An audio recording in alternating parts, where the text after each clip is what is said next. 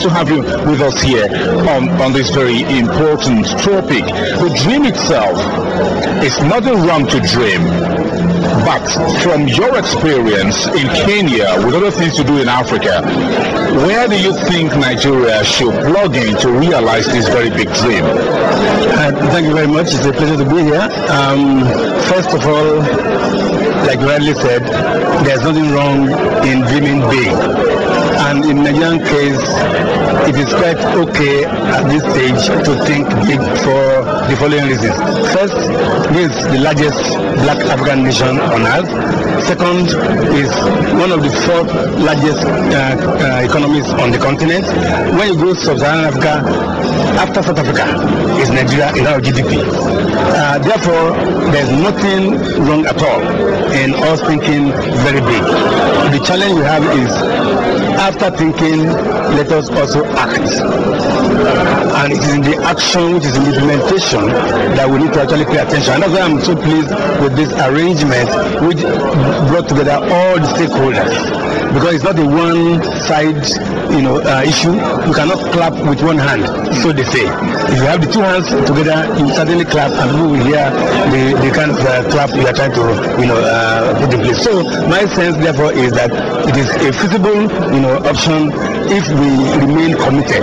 And it's so pleasing that today, His Excellency the President of the Federal Republic of Nigeria, Alhaji Yaradua, has actually put the totality of Nigerian society behind this vision.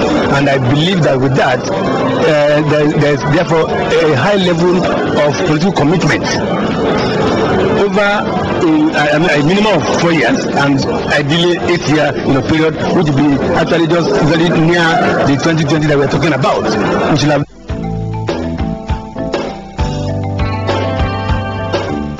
It's been a very interesting package you've been watching so far on the International Conference on FSS 2020, Vision 2020, that is making Nigeria the financial hub for Africa. Now, the key question is, can the engine work for Nigeria? You dream big, but will the dream actually work? We spoke with a number of participants that we're bringing to you at the tail end of this program.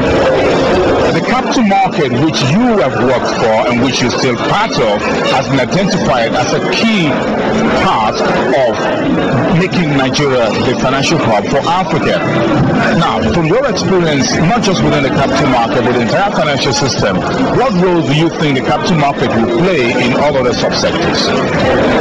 Well, the capital markets have been defined as, more specifically, the stock market, defined as a platform for the mobilization of medium to long-term capital, and also for a platform for the distribution of that financial resource in a more efficient way in growing the economy.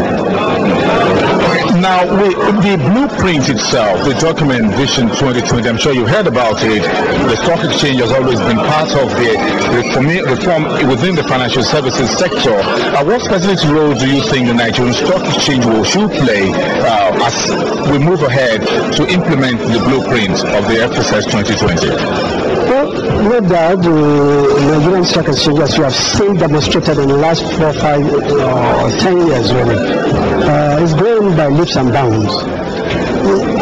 The reason is that the exchange over the years has always anticipated the society and the economy. We do a 5-year plan, sometimes even in our psyche. And we saw this expansion, dramatic expansion, a long time ago, and prepared internally human resource and also the IT. And immediately we saw that the economics of the size of trading on the market was just there.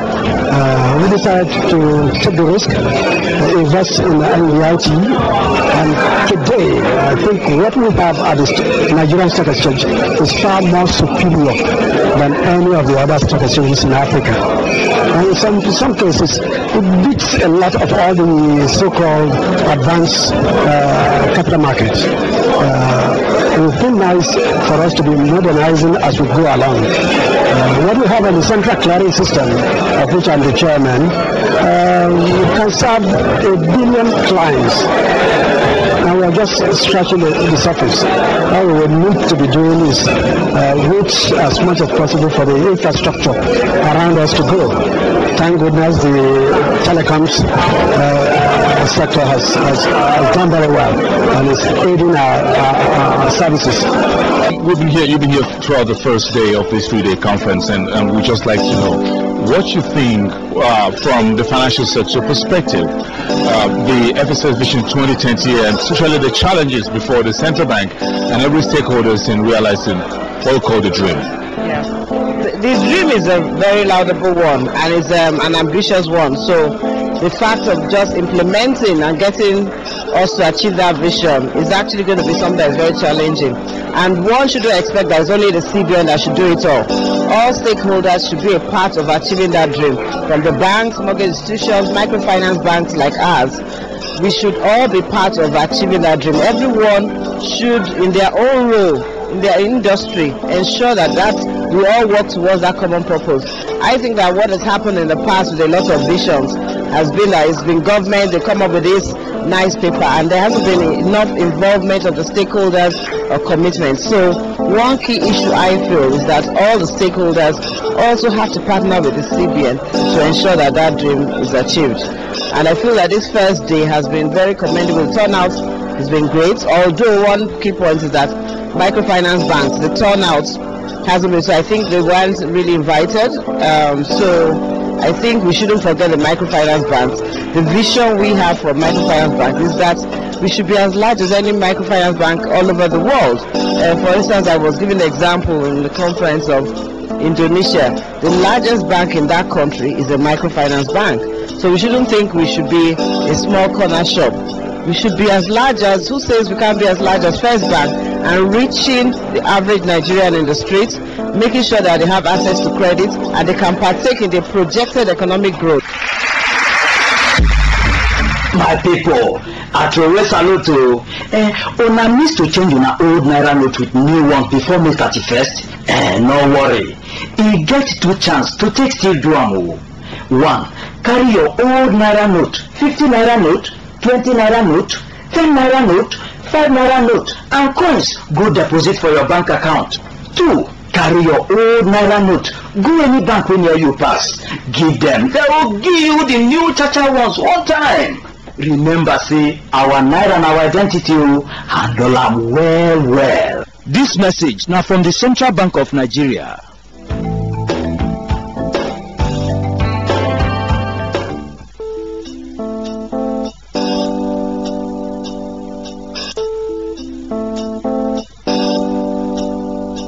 Good evening. Here is a summary of economic indicators for week ended June 15, 2007. Actual inflation rate as at end April 2007 remains 4.2%. The gross official reserves stood at $43.54 billion. At the wholesale Dutch auction, the naira exchanged for 126 naira 20 kobo per dollar. The average interest on savings account was 3.82%. The average prime lending rate of banks was 16.94%. The average maximum lending rate of banks stood at 17.17%. The amount of currency in circulation as at end April 2007 remains 766 billion naira. Average price of Nigeria's reference crude, Bonny Light, stood at $71.80 per barrel. The average volume of output of crude oil stood at 2.15 million barrels per day.